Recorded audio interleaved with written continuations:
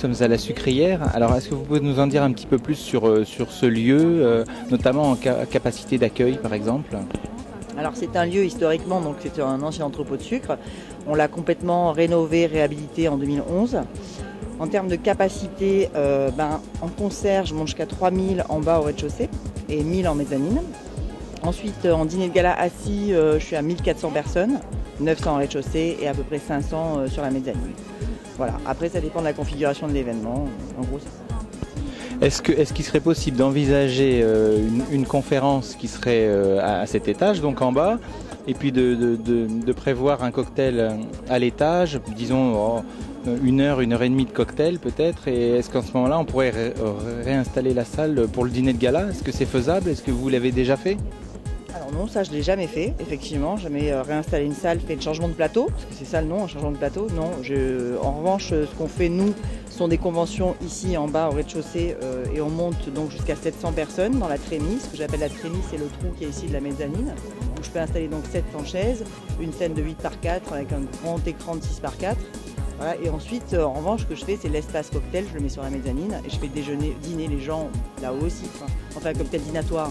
Mais je réinstalle pas en dîner là derrière.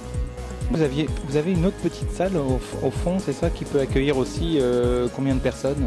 Alors au fond, j'ai une salle qui fait 620 mètres carrés, dans laquelle j'ai organisé jusqu'à présent des conventions entre 150 et 200 personnes, des roadshows pour Hermès, HTC, donc le portable, lancement du nouveau portable, Orange. Je peux monter jusqu'à 600 personnes debout et assises en dîner de gala. J'ai fait un plan la dernière fois, je crois que j'étais à peu près à une cinquantaine de tables en dîner de gala assises.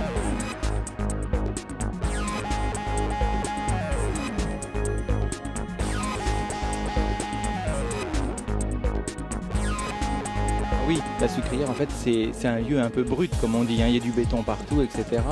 Donc pour habiller ce lieu, en fait, on privilégie quoi? Plutôt les éclairages?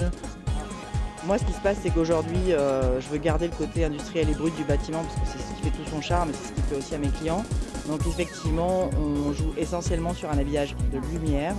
On n'utilise pas tout ce qui est moquette, plantes, etc. Parce que de toute façon, à moins de mettre des baobabs ici, ça n'a pas grand intérêt. Voilà, tout simplement. Et puis c'est un lieu qui suffit derrière lui-même pratiquement. Donc le mettre en lumière, ça peut faire des choses merveilleuses. J'ai des tas de photos d'ailleurs, je pourrais vous envoyer qui sont extraordinaires. Donc les gens adorent cet endroit la nuit. En fait, c'est surtout la nuit qui font toute sa cohérence, je dirais.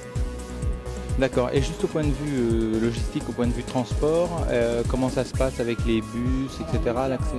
On est hyper bien desservi, on a le tram donc, qui arrive Montrocher, donc à 5 minutes à pied d'ici. Et si vous ne voulez pas faire 5 minutes à pied jusqu'à la Sucrière, vous avez une navette qui vous dépose devant l'entrée de la Sucrière. Donc faut pas faire mieux en termes de transport en commun. Voilà. Ok, donc pas d'excuses, on vient tous à la Sucrière. Surtout pour les concerts ou pour les soirées où les gens repartent un peu alcoolisés, c'est vrai que c'est l'avantage aussi, on évite pas mal d'accidents grâce à ça. Bon ben merci.